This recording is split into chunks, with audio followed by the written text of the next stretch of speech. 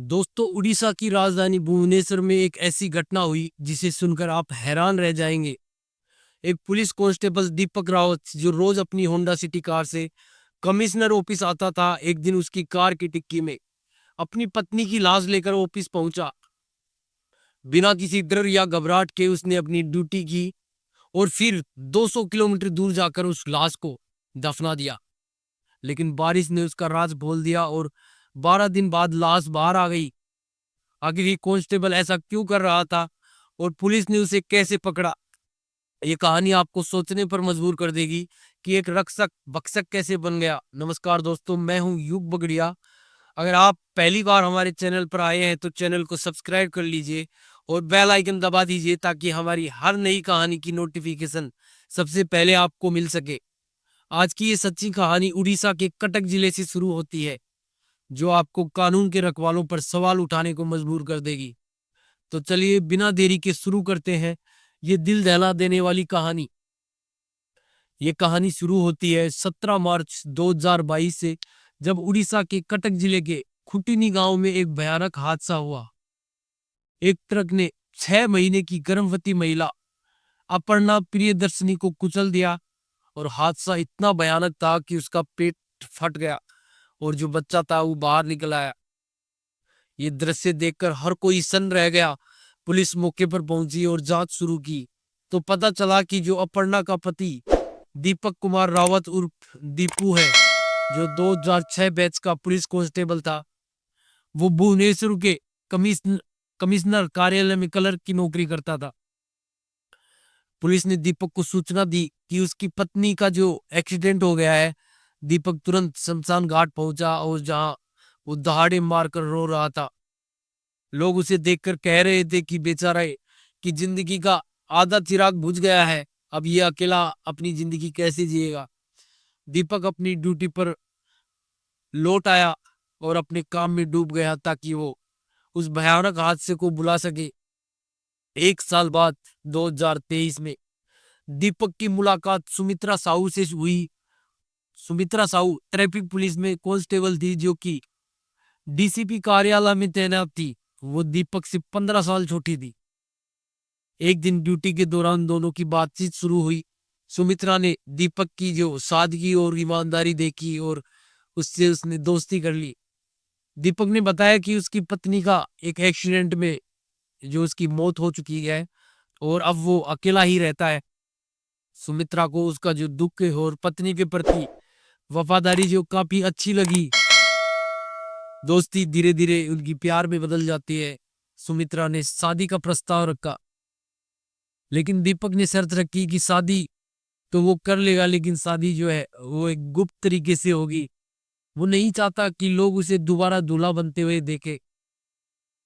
दोनों ने जो अपने परिवार वालों से बात की और 23 जुलाई 2024 को भुवनेश्वर में कोर्ट मैरिज उन दोनों ने कर ली। दीपक चंद्रशेखरपुर में जो सरकारी क्वार्टर में रहता था और सुमित्रा अपने घर पर। शादी सिर्फ परिवार वालों को पता थी। जो उनका स्टाफ था उन्हें भी इस शादी के बारे में कोई जानकारी नहीं थी। शादी के बाद सुमित्रा ने दीपक से कहा कि वो एक फ्लैट या जमीन खरीद ले ताकि दोनों साथ में रह सके। उसने अपनी जो 13 लाख रुपए जो उसने अपनी बचत कर रखी थी वो उस दीपक को दी और दीपक ने भी उससे वादा किया कि वो जल्द ही इस चीज का इंतजाम करेगा।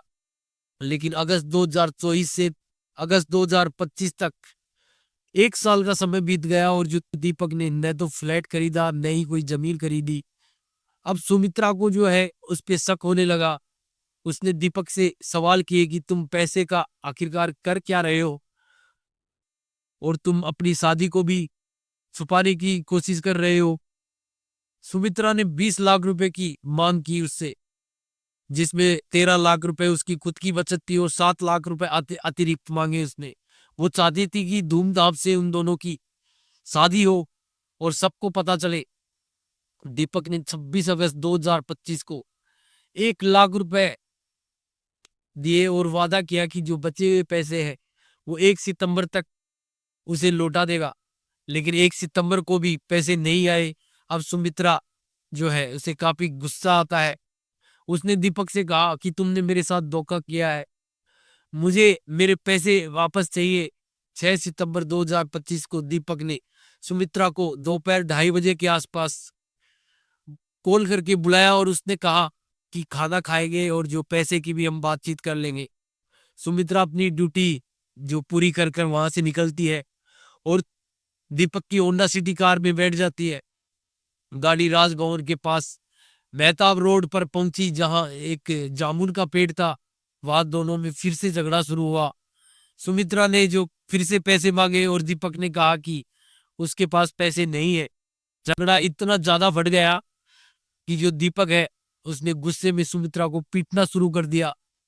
कुछ खबरों के मुताबिक उसने उसका गला दबाया और कुछ खबरों के मुताबिक उस चाकू से उसका जो गला रेत दिया। उसने सुमित्रा की हत्या हो गई। दीपक ने वहां से सुनसान जगह पर गाड़ी ले जाकर लाश को एक पॉलीथीन में पैक किया और अपनी कार की डिक्की में उसे रख लिया। हत्या के बाद दीपक वापस कमिश्नर कार्यालय गया तो उसने बिना किसी घबराहट के अपनी ड्यूटी की, जैसे कुछ हुआ ही ना हो। शाम लगभग 7:30 बजे उसने अपने अधिकारी से एक दिन की छुट्टी मांगी। अधिकारी ने उसकी ईमानदारी देखकर उसे छुट्टी दे दी। दीपक ने अपने भतीजे विनोद भैया, जिसकी उम्र लगभग 28 साल के आसपास थी और जो क्योंझार जिले के कुसनपुर जो कुसनपुर गांव का रहने वाला था, उसे फोन करता है और कहता है कि मैंने एक कत्ल कर दिया है, लाश को ठिकाने लगाने में मेरी मदद करो। जो विनोद था वो बिना सवाल पूछे हामी भर देता है। दीपक रात को अपनी कार से 195 में से 200 किलोमीटर का सफर तय करके क्योंझार जिले पहुंचता है। उसे अपनी वर्दी पर पूरा भरोसा था कि कोई उसकी गाड़ी को नहीं रोकेगा। विनोद ने अपने दोस्त शंभुनाथ मेहता से बात की और जेसीबी का इंतजाम किया। शंभुनाथ को बताया गया कि शौचालय के लिए गड्ढा खोदना है। 6 सितंबर की रात को जेसीबी से गड्ढा खोदा गया और 7 सितंबर की सुबह 5 बजे दीपक वहां पहुंचा। उसके बाद लगभग रात 8:30 बजे बारिश के बीच तीनों ने लाश को गड्ढे में दफना दिया। सुमित्रा की अब जो गैर मौजूदगी थी, उसके चलते ट्रैफिक पुलिस में भी हड़कंप मच गया। उसके फोन पर संपर्क नहीं हुआ। परिवार वालों ने जो दीपक से पूछा, लेकिन उसने अनजान बनकर पुलिस की मदद करने का नाटक किया। पुलिस ने कॉल रिकॉर्ड्स जब चेक किए तो पता चला कि सुमित्रा की आखिरी जो बातचीत थी वो दीपक से हुई थी। दोनों की लोकेशन का पता लगाया गया तो पता लगा कि मेहता रोड पर दोनों की लोकेशन एक ही थी, एक ही जगह थी और दीपक ने जल्दबाजी में सुमित्रा का फोन स्विच ऑफ करना भूल गया था। पुलिस ने दीपक से सख्ती से पूछताछ की। बारिश की वजह से गड्ढे में कटा हुआ और 12 दिन बाद जो सुमित्रा की लाश बाहर आ गई। अब जब दीपक से सख्ती से पूछताछ शुरू की तो दीपक आखिरकार टूट जाता है तो सारा गुनाह कबूल कर लेता है। उसने बताया कि उसने सुमित्रा को पैसे के जो झगड़े में मार डाला और विरोध व शंभुनाथ की मदद से उसने जो लाश को दफनाया था। जांच के दौरान अपर्णा के परिवार ने पुलिस को बताया कि उन्हें शक है कि अपर्णा का एक्सीडेंट भी हत्या थी। ये वही अपर्णा है जिसका ट्रक से एक्सीडेंट हुआ था और जो पेट से जिसका बच्चा बाहर निकल आया था। पता चला कि अपर्णा की मौत के बाद दीपक को 1,20,20,000 का बीमा मिला था। सुमित्रा के नाम भी 1 करोड़ की जो बीमा पॉलिसी थी। पुलिस को शक हुआ कि दीपक ने दोनों पत्नियों की जो हत्या है बीमा के पैसे के लिए की है। अपर्णा के केस को फिर से खोला गया और जांच शुरू हुई। पुलिस ने दीपक, विनोद और शंभुनाथ को गिरफ्तार कर लिया। दीपक को सुमित्रा की हत्या और साजिश और जो सबूत मिटाने के लिए 7 साल की सजा सुनाई गई। विनोद और शंभुनाथ को सहायता के लिए 3 साल की सजा मिली। दीपक को पुलिस सेवा से जो बर्खास्त कर दिया गया। अपर्णा के केस की जांच के लिए एसआईटी गठित की गई, जिसकी निगरानी जो डीजीपी कर रहे हैं। दोस्तों, इस कहानी को सुनाने का मकसद किसी को डराना या किसी का दिल दुखाने का नहीं। हमारा उद्देश्य सिर्फ आपको जागरूक करना है कि कानून सबके लिए बराबर है। चाहे आप पुलिस वाले हो या आम आदमी, गुनाह करने की सजा मिलेगी। ये केस हमें सिखाता है कि शादी जैसे रिश्तों में पारदर्शिता कितनी जरूरी है। पैसे के लालच में कोई भी गलत कदम उठाने से पहले सोच ले। अगर कोई आपको धोखा दे रहा है तो तुरंत पुलिस को सूचित करें। बच्चों और परिवार पर नजर रखें और सोशल मीडिया पर जो अनजान लोगों से सावधान रहें। इस वीडियो के बारे में आपकी राय कमेंट बॉक्स में जरूर लिखें और जाने से पहले चैनल को सब्सक्राइब कर बेल आइकन दबाना ना भूलें, ताकि हमारी हर आने वाली वीडियो की नोटिफिकेशन आप तक पहुंच सके। धन्यवाद।